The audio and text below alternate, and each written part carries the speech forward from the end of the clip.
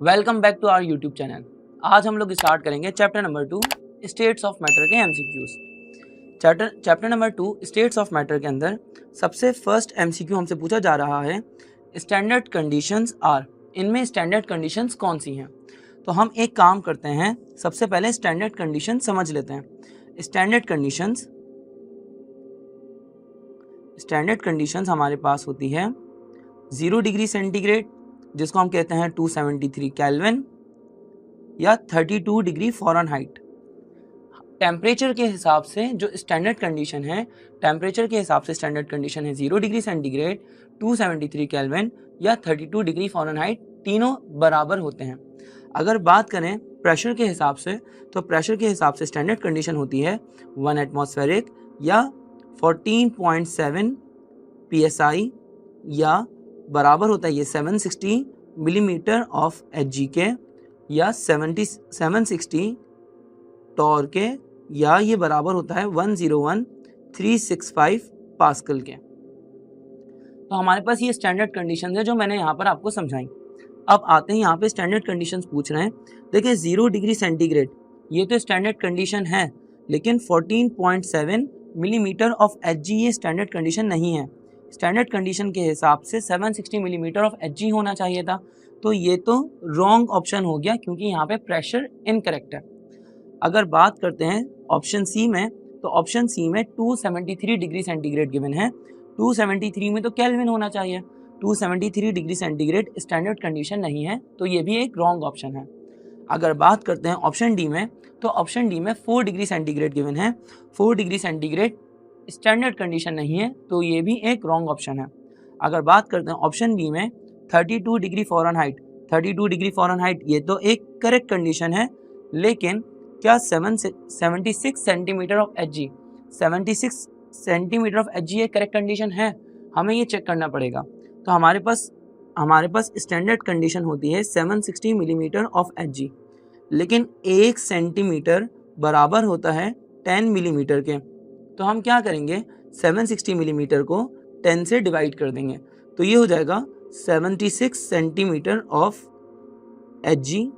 तो हमारे पास standard condition हो जाएगी 76 सेंटीमीटर ऑफ Hg। इसका मतलब ऑप्शन बी हमारा सही आंसर है। अब बात करते हैं नेक्स्ट एमसीक्यू पे। तो नेक्स्ट एमसीक्यू में हमसे पूछा जा रहा है कूलिंग इज कॉज्ड बाय। जो कूलिंग होती है वो किस वजह से होती है? तो कूलिंग के बारे में हमें बताना है। कूलिंग होती है कंप्रेशन की वजह से।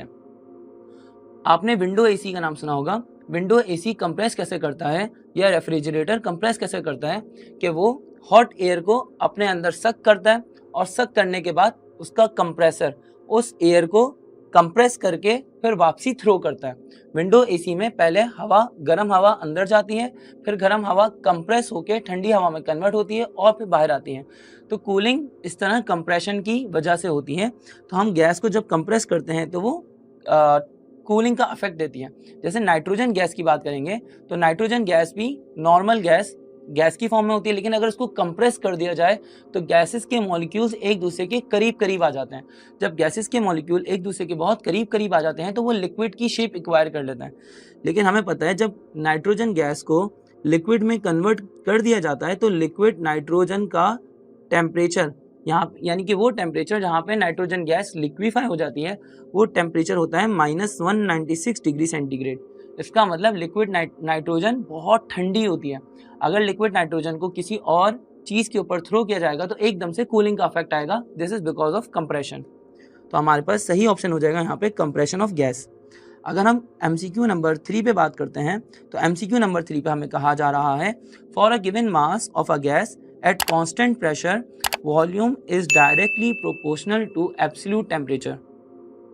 एक गैस का मास कांस्टेंट प्रेशर पे अगर बात की जाए तो वॉल्यूम बता रहे हैं कि उस वॉल्यूम की बात की जाए अगर गैस की, तो वॉल्यूम यहाँ पर डायरेक्टली प्रोपोर्शनल है टेम्परेचर के, कि वॉल्यूम टेम्परेचर से डायरेक्टली लिंक है। अगर आप टेम्परेचर बढ़ाओगे तो वॉल्यूम बढ़ेगा, अगर आप टेम्परेचर कम करोगे तो वॉल्यूम कम हो जाएगा। ये लॉ किसने पेश किया था? इस लॉ को पेश करने वाले शख्स का नाम था चार्ल्स। तो ये लॉ कहलाता है चार्ल्स लॉ। इस लॉ की बेसिक एप्लीकेशन ये है कि अगर आप गैस का टेम्परेचर कम करोगे तो उसका वॉल्यूम कम हो जाएगा। जैसे कि अगर आपने एक बलून को फुलाया फुलाने के बाद आपने उसको किसी ठंडी जगह पे रख दिया तो वो श्रिंक हो जाएगा। श्रिंक इसलिए हो जाएगा क्योंकि वहाँ का टेम्परेचर कम होगा तो वॉल्यूम अल्टीमेटली गैस का कम हो जाएगा। ये चार्ल्स लॉ है। फोर्थ एमसीक्यू बहुत इंपॉर्टेंट है। फोर्थ एमसीक्यू में पूछ रहे हैं non waiting liquid forms. Non waiting liquid जैसे कि वो लिक्विड्स जो चिपकते नहीं हैं, जैसे कि मरकरी वगैरह, ये कौन सा मेनिस्कस बनाते हैं? तो आइए ज़रा देखते हैं। अगर हम वाटर की बात करें तो वाटर एक वेटिंग लिक्विड है, यानी कि ये चिपकता है। वाटर एक वेटिंग लिक्विड है। इसकी एडेसिव फोर्स, वाटर की एडेसिव फोर्स का मतलब ये होता है कि वो मॉलिक्यूल्स जो डिफरेंट एटम्स के दरमियान में हो, यानी कि वो फोर्स जो कि ग्लास के दरमियान में और वाटर मॉलिक्यूल्स के दरमियान में हो, ऐसी फोर्स को कहा जाता है एडेसिव फोर्स। तो वाटर के अंदर एडेसिव फोर्स ज़्यादा होती है। वाटर के अंदर एडेसिव फोर्स क्योंकि ज़्यादा होती है और इसकी कोहेसिव फोर्स कम होती है। कोहेसिव फोर्स कम होती है जिसकी वजह से वाटर के मॉलिक्यूल्स ग्लास से ज़्यादा अट्रैक्ट होते हैं, जिसकी वजह से वाटर का मेनिस्कस कुछ ऐसे बनता है कि वाटर नीचे सारा आ गया यहाँ पर, जैसे कि मैंने आपको शो किया, लेकिन ऊपर से इसका मेनिस्कस जो होता है वो कॉनकेव होता है। ऊपर से इसका मेनिस्कस कॉनकेव इसलिए होता है क्योंकि वाटर के मॉलिक्यूल्स जो टॉप के हैं वो पानी के मॉलिक्यूल्स वो वॉल से ज़्यादा अट्रैक्ट हो रहे हैं, इसीलिए मेनिस्कस कॉनकेव बनता है। लेकिन अगर हम बात करें मरकरी की तो मरकरी एक नॉन वेटिंग लिक्विड है। मरकरी एक नॉन वेटिंग लिक्विड है। इस नॉन वेटिंग लिक्विड में क्या होता है कि मॉलिक्यूल्स में कोहेजन फोर्स ज़्यादा होती है और एडिशन फोर्स कम होती है, यानी मॉलिक्यूल्स की आपस की फोर्स ज़्यादा होती है और वॉल से इसकी अट्रैक्शन कम होती है। मरकरी एक नॉन वेटिंग लिक्विड है, चिपकता नहीं है, तो इसका वॉल के साथ में कोई अट्रैक्शन नहीं होती, इसीलिए वॉल के साथ में कोई फोर्स ऑफ अट्रैक्शन ना होने की वजह से और अपनी कोहेजन फोर्स ज़्यादा होने की वजह से मरकरी के मॉलिक्यूल्स का उभार थोड़ा ऊपर की तरफ होता है और इसीलिए इसका मेनिस्कस जो बनता है वो होता है कॉन्वेक्स। तो हम कह सकते हैं कि मरकरी यानी कि जो नॉन वेटिंग लिक्विड है इसका मेनिस्कस बनेगा कॉन्वेक्स, और वाटर का या हनी का या पेट्रोल का जो मेनिस्कस बनेगा वो बनेगा concave. Absolute zero. Absolute zero refers to, absolute zero का मतलब है 0 केल्विन।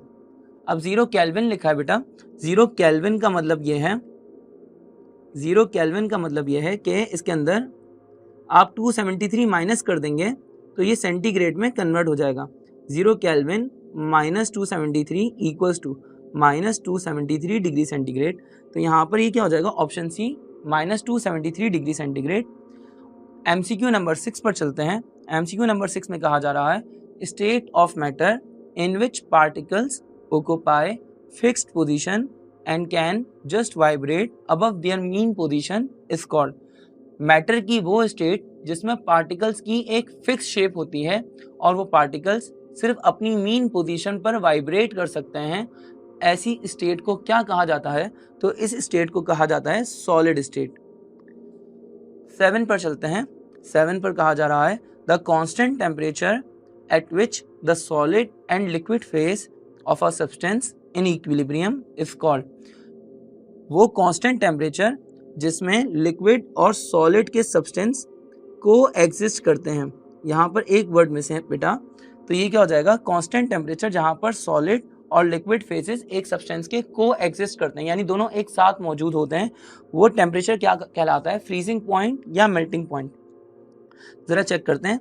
देखिए मेल्टिंग पॉइंट में क्या होता है, मेल्टिंग पॉइंट में सॉलिड स्टार्ट होता है कन्वर्ट होना लिक्विड में, सॉलिड लिक्विड में कन्वर्ट होना स्टार्ट होता है, यानी कि अभी सॉलिड कंप्लीटली लिक्विड में कन्वर्ट नहीं होता, ना ही तो कंप्लीटली सॉलिड होता है, ना ही कंप्लीटली लिक्विड होता है, जिसकी वजह से सॉलिड और लिक्विड के दरमियान में एक इक्विलिब्रियम मेंटेन हो जाता है।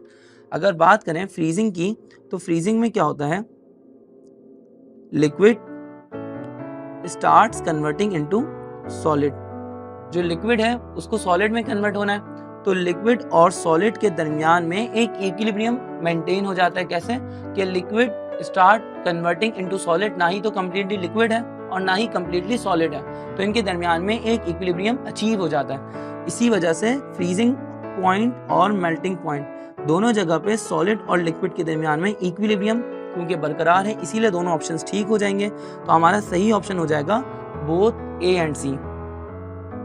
8 पर चलते हैं। 8 पर कहा जा रहा है the temperature at which two crystalline form coexist, वो टेम्परेचर जहां पर दो क्रिस्टलाइन फॉर्म एक साथ पाई जाती हैं, उस टेम्परेचर को क्या कहा जाता है? तो उस टेम्परेचर को कहा जाता है ट्रांजिशन टेम्परेचर। जैसे कि अगर आपने रोम्बिक सल्फर का नाम सुना हो, रोम्बिक सल्फर एक क्रिस्टलाइन फॉर्म है सल्फर की, और एक सल्फर की टाइप है मोनोक्लिनिक सल्फर। ये भी सल्फर की क्रिस्टलाइन फॉर्म है, मोनोक्लिनिक सल्फर। रोम्बिक सल्फर और मोनोक्लिनिक सल्फर एक दूसरे के अंदर इंटर कन्वर्टेबल है एट 95.5 डिग्री सेंटीग्रेड। यानी कि अगर आप 95.5 डिग्री सेंटीग्रेड से यानी ऑलमोस्ट 96 डिग्री सेंटीग्रेड से ज़्यादा हीट करेंगे तो रोम्बिक सल्फर कन्वर्ट हो जाएगा मोनोक्लिनिक सल्फर में, और अगर आप टेम्परेचर को 96 डिग्री सेंटीग्रेड से कम करेंगे तो मोनोक्लिनिक सल्फर वापसी रोम्बिक सल्फर में कन्वर्ट हो जाएगा। तो ये वाला जो टेम्परेचर है 95.5 डिग्री सेंटीग्रेड, जहाँ पर दोनों फॉर्म्स एक साथ पाई जाएंगी, ये दोनों फॉर्म्स जब एक दूसरे के साथ इक्विलिब्रियम में पाई जाएंगी तो ये टेम्परेचर कहलाएगा ट्रांजिशन टेम्परेचर, जहाँ दो क्रिस्टलाइन फॉर्म एक साथ को एग्जिस्ट कर सकती हैं। तो हमारा ऑप्शन हो जाएगा ऑप्शन बी। MCQ नंबर 9 पर चलते हैं। MCQ नंबर 9 पे कहा जा रहा है gases deviate from ideal behaviour eight. Gases ideal behaviour से कब डेविएट करती हैं? तो अगर गैसेस की बात की जाए, गैसेस के दरमियान में कोई फोर्स ऑफ अट्रैक्शन या रिपल्जन नहीं होती, नो फोर्स ऑफ अट्रैक्शन और repulsion between gas molecules. Gases के मॉलिक्यूल के दरमियान में ये फोर्स ऑफ अट्रैक्शन और रिपल्जन कब नहीं होती? जब गैसेस के मॉलिक्यूल एक दूसरे से बहुत दूर दूर हो। और ये ऐसा कब पॉसिबल है? ऐसा पॉसिबल है लो प्रेशर पे और हाई टेम्परेचर पे। लो प्रेशर के अंदर गैसेस के मॉलिक्यूल एक दूसरे से दूर दूर हो जाते हैं, और हाई टेम्परेचर में क्योंकि गैसेस के मॉलिक्यूल्स की काइनेटिक एनर्जी बढ़ जाती है, इसीलिए गैसेस के मॉलिक्यूल्स की स्पीड भी बढ़ जाती है। जब गैसेस के मॉलिक्यूल्स की स्पीड बढ़ जाती है तो वो एक दूसरे से दूर दूर हो जाते हैं, और इसीलिए उनके दरमियान में कोई फोर्स ऑफ अट्रैक्शन या रिपल्जन नहीं होती, जिसको आइडियल बिहेवियर कहा जाता है। तो यहाँ पर हमारा सही ऑप्शन होगा low pressure and high temperature, जो कि मौजूद है। Low pressure and high temperature यहाँ पर मौजूद नहीं है, तो हमारा सही ऑप्शन हो जाएगा none of them. Low temperature और हाई प्रेशर पे क्या होगा? लो टेम्परेचर और हाई प्रेशर पे गैसेस के मॉलिक्यूल एक दूसरे के करीब करीब हो जाएंगे। जब लो टेम्परेचर और यहाँ पर मुझसे एक गलती हो गई है, लो टेम्परेचर और हाई प्रेशर पे गैसेस के मॉलिक्यूल एक दूसरे के करीब करीब हो जाएंगे तो उनके दरमियान में फोर्स ऑफ अट्रैक्शन या रिपल्जन डेवलप हो जाएगी। तो उस पॉइंट पर गैसेस के मॉलिक्यूल एक दूसरे से अट्रैक्ट होने लगेंगे या रिपेल होने लगेंगे, जो कि आइडियल बिहेवियर की खिलाफ वर्जी है। तो यहाँ पर सही ऑप्शन हो जाएगा gases deviate from ideal behaviour at low temperature and high pressure. 10 पे आते हैं। The total pressure of a mixture of gases is the sum of partial pressure of each gas component in the mixture. यानी कि total pressure एक mixture का कैसे निकाला जा सकता है कि उस मिक्सचर में मौजूद सारी गैसेस के प्रेशर को ऐड कर दिया जाए तो टोटल प्रेशर आ जाएगा। ये स्टेटमेंट किसकी है? ये स्टेटमेंट है Dalton's law of partial pressure की। 11 पर आते हैं। Pressure has marked effect on the volume of. Pressure का मार्क्ड इफेक्ट, सबसे ज्यादा ऑब्जर्वेबल यानी कि प्रेशर का सबसे ज्यादा इम्पैक्ट कौन सी स्टेट पर होता है? तो प्रेशर का सबसे ज्यादा इफेक्ट कौन सी स्टेट पर होता है? वो स्टेट है गैसेस। गैसेस के मॉलिक्यूल्स को अगर आप हाई प्रेशर देंगे तो वो कंप्रेस हो जाएंगे। हालांकि लिक्विड को भी कंप्रेस किया जा सकता है, लेकिन वहां पे कोई इतना खास इफेक्ट नहीं होता प्रेशर का। सॉलिड्स इनकंप्रेसिबल होते हैं, इसलिए ये दोनों ऑप्शंस गलत हो गए। 12 पर आते हैं। The temperature at which the vapor pressure of a liquid becomes equals to atmospheric pressure। वो टेम्परेचर जहाँ पे वेपर प्रेशर और एटमॉस्फेरिक प्रेशर दोनों एक दूसरे के बराबर हो जाते हैं, वो टेम्परेचर क्या कहलाता है? तो वो टेम्परेचर कहलाता है बॉइलिंग पॉइंट। बॉइलिंग पॉइंट की डेफिनेशन ये नहीं होती कि कब लिक्विड वेपर्स में कन्वर्ट होना शुरू हो जाए। बॉइलिंग पॉइंट की सही डेफिनेशन ये है कि जब वेपर प्रेशर और एक्सटर्नल प्रेशर, एटमॉस्फेरिक प्रेशर, जब ये दोनों बराबर हो जाएंगे तो बॉइलिंग स्टार्ट हो जाएगी। तो हमारा सही ऑप्शन हो जाएगा यहाँ पर boiling point. Unit of viscosity is called. Viscosity का यूनिट क्या होता है? यहाँ पर विस्कोसिटी का कॉमन यूनिट है पॉइस, लेकिन अगर विस्कोसिटी का एसआई यूनिट पूछ लेते हैं, तो विस्कोसिटी का एसआई यूनिट, विस्कोसिटी का एसआई यूनिट हमारे पास हो जाएगा newton second upon metre square. 14 पर आते हैं, force of attraction between similar molecules of a liquid is called. Force of attraction similar molecules के दरमियान में क्या कहलाती है? तो सिमिलर मॉलिक्यूल्स के दरमियान में जो फोर्स ऑफ अट्रैक्शन कहलाती है वो कहलाती है कोहेजन फोर्स, जबकि जो डिफरेंट मॉलिक्यूल्स होते हैं उनके दरमियान में फोर्स ऑफ अट्रैक्शन कहलाती है एडेशन फोर्स। 15 पर चलते हैं। 15 के अंदर कहा जा रहा है, when did substance exist in different crystalline form the phenomenon is called। जब एक ही क्रिस्टल मतलब एक ही कंपाउंड डिफरेंट क्रिस्टलाइन फॉर्म के अंदर पाया जाएगा तो इस फिनोमिना को क्या कहा जाएगा? तो इस फिनोमिना को कहा जाता है पॉलीमॉर्फिज्म। पॉलीमॉर्फिज्म के अंदर क्या होता है? पॉलीमॉर्फिज्म में एक सब्सटेंस है, लेकिन होता क्या है कि यही एक सब्सटेंस डिफरेंट फॉर्म्स में पाया जाता है, डिफरेंट क्रिस्टलाइन फॉर्म में पाया जाता है। जैसे कि अगर मैं बात करूं कैल्शियम कार्बोनेट की, डिफरेंट फॉर्म से पाया जाता है। जैसे कि अगर मैं बात करता हूं कैल्शियम कार्बोनेट की, CaCO3 कैल्शियम कार्बोनेट 3 फॉर्म में पाया जाता है, कैल्साइट, लिग्नोसाइट और लाइम। तो लाइम स्टोन एक फॉर्म हो गई इसकी, और दूसरी फॉर्म हो गई कैल्साइट, और तीसरी फॉर्म हो गई लिग्नोसाइट। तो 3 अलग अलग फॉर्म में पाए जाने वाला जो प्रोसेस है, जो फिनोमिना है, ये कहलाता है पॉलीमॉर्फिज्म। लेकिन अगर 2 सब्सटेंस एक क्रिस्टल में पाए जाएंगे, एक क्रिस्टलाइन फॉर्म के अंदर पाए जाएंगे, तो ये फिनोमिना कहलाएगा आइसोमॉर्फिज्म। जैसे कि अगर बात करें हम लोग कैल्शियम कार्बोनेट की और मैग्नीशियम कार्बोनेट की, तो देखें दोनों अलग अलग सब्सटेंसेस हैं, लेकिन आप इनका रेशो चेक कीजिए, कैल्शियम 1, कार्बन 1, ऑक्सीजन 3, तो यहाँ पे स्ट्रक्चर हो जाएगा trigonal. Similarly magnesium 1, calcium 1, magnesium 1, carbon 1 और ऑक्सीजन 3, तो हमारे पास दोनों का रेशो सेम है, तो यहाँ पे भी स्ट्रक्चर हो जाएगा ट्राइगोनल। दोनों का क्रिस्टलाइन फॉर्म सेम है, लेकिन दोनों का फॉर्मूला अलग अलग है, तो ये वाला जो फिनोमिना है, ये फिनोमिना कहा जाता है आइसोमॉर्फिज्म। चलते हैं नेक्स्ट एमसीक्यू पे।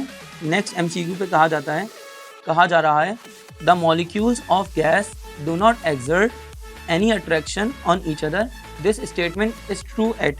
मॉलिक्यूल्स, गैसेस के मॉलिक्यूल एक दूसरे पे कोई फोर्स ऑफ अट्रैक्शन या रिपल्जन नहीं लगा रहे हैं।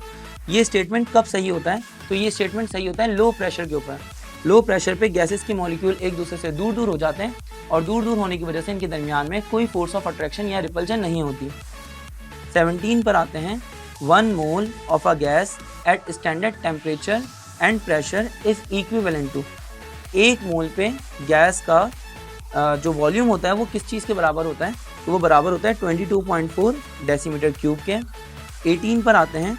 18 पे कहा जा रहा है value of R for a mole of a gas at standard temperature and pressure.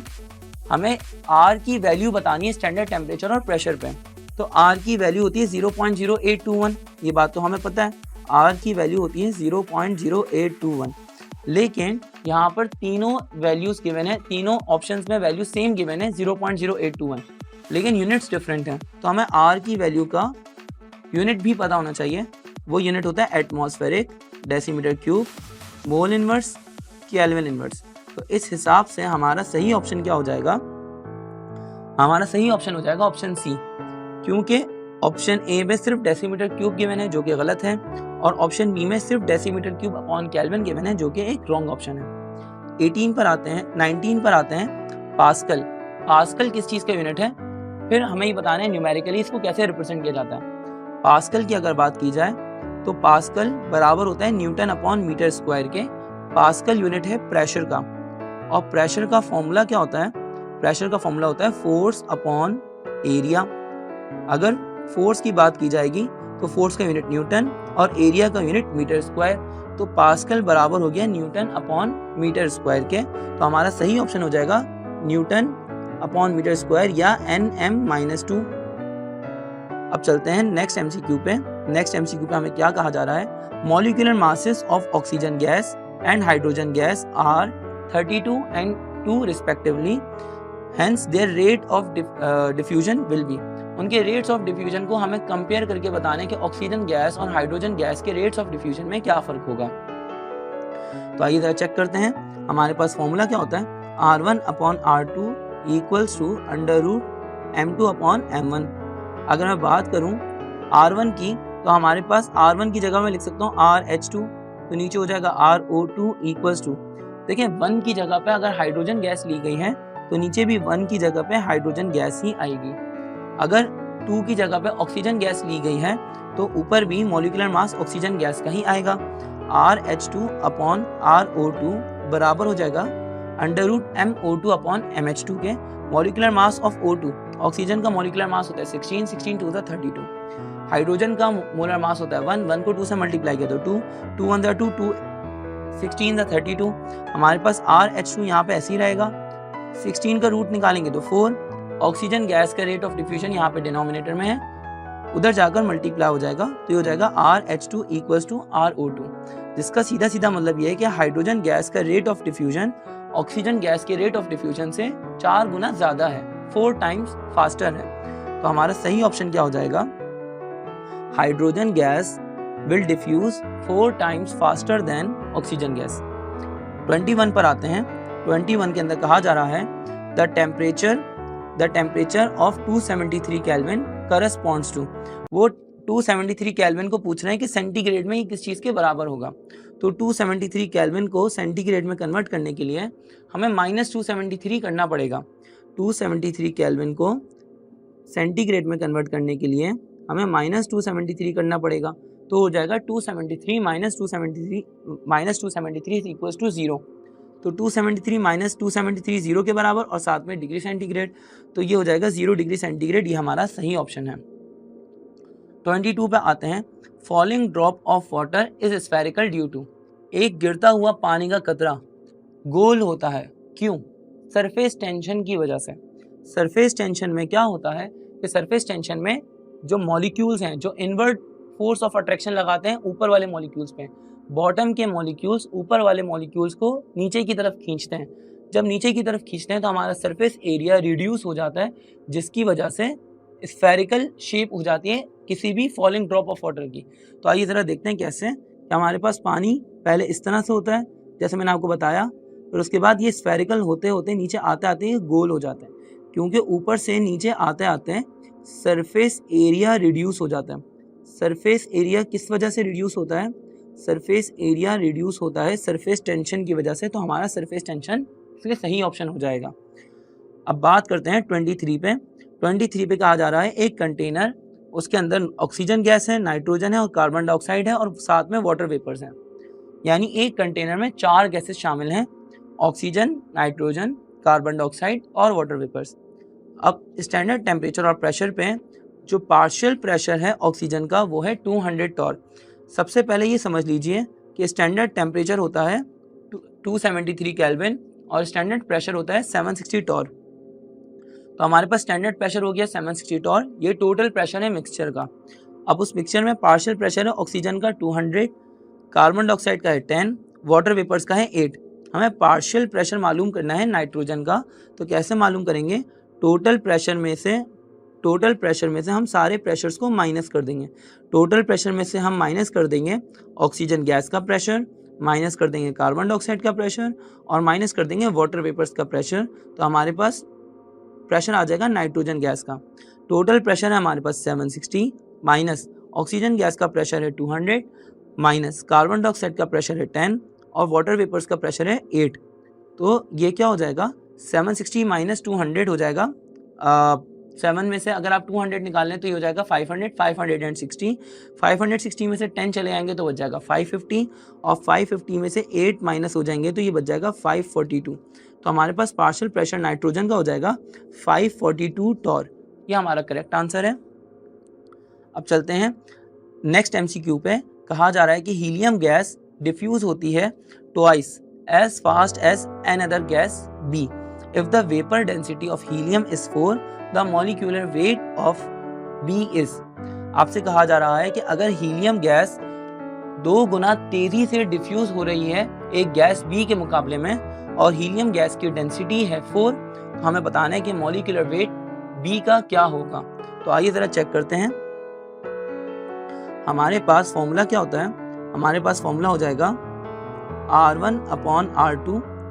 R1/R2 equals to under root D2/D1 भी रख सकते हैं और M2/M1 भी रख सकते हैं। तो मैं यहाँ पर M2/M1 से चल रहा हूँ। अब R1 की जगह पे चलते हैं, तो R1 की जगह पे मैंने लिखा हीलियम और R2 की जगह पे लिखा मैंने rate of diffusion of gas B। अगर 1 की जगह पे B लिख रहा हूँ तो यहाँ पे M1 की जगह पे भी He आ जाएगा और M2 की जगह पे आ जाएगा मॉलिक्यूलर मास ऑफ B। अब हमें RHE की जगह पे यानी rate of diffusion of helium gas पता है कि rate of diffusion helium gas का ट्वाइस फास्टर देन है गैस B के मुकाबले में। तो यहाँ पर ये क्या हो जाएगा कि RHE बराबर हो जाएगा 2RB के। तो हमने यहाँ पे क्या किया, RHE की जगह पे 2RB लिख दिया, यानी कि rate of diffusion of gas B का double divided by RB equals to under root molecular mass of gas B हमें मालूम करना है और मॉलिक्यूलर मास ऑफ He की जगह पे आ जाएगा 4। तो RB से RB कैंसिल हो गया, दोनों साइड पर स्क्वायरिंग ऑन बोथ साइड्स करेंगे तो 2 का स्क्वायर हो जाएगा 4 equals to molecular mass of gas B divided by 4 4 × 16, तो ये जाएगा molecular mass of B equals to 4 × 16 हमारा सही आंसर है। तो 16 AMU ये इसका सही आंसर हो जाएगा। नेक्स्ट MCQ पे कहा जा रहा है एक क्लोज्ड रूम है जिसके अंदर वॉल्यूम है 1000 मीटर क्यूब, यानी एक बड़ा सा कमरा है जिसका टोटल वॉल्यूम है 1000 मीटर क्यूब। एक परफ्यूम की बोतल को ओपन किया गया और the whole room develop aroma, यानी पूरी खुशबू पूरे रूम में फैल गई, सारी खुशबू पूरे रूम में फैल गई। तो ये किस वजह से है, ये फिनोमेना है डिफ्यूजन की वजह से। डिफ्यूजन के अंदर क्या होता है कि परफ्यूम की बोतल को अगर खोला जाएगा तो स्प्रे परफ्यूम का जो स्प्रे होगा वो पूरे कमरे में फैल जाएगा। इसी तरह से जैसे